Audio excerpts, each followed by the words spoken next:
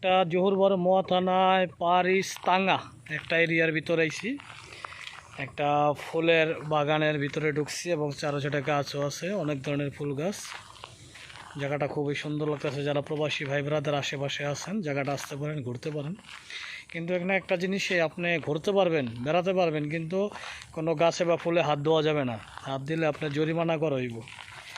যারা দেখতে পারবেন, দেখার জন্য খুব সুন্দর ছবি উঠাইতে পারবেন, কোনো জিনিস এখানে নষ্ট করা যাবে না। আর কারণ এটা মালাইদের বাগান, আপনি ঘুরতে ফিরতে পারবেন। যারা দেখতেছেন আমার ভিডিওটা, লাইক শেয়ার কমেন্ট করবেন।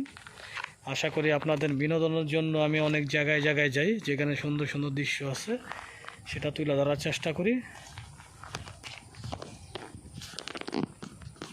এবং আমার পাশে থাকবেন, শেয়ার লাইক কমেন্ট করবেন।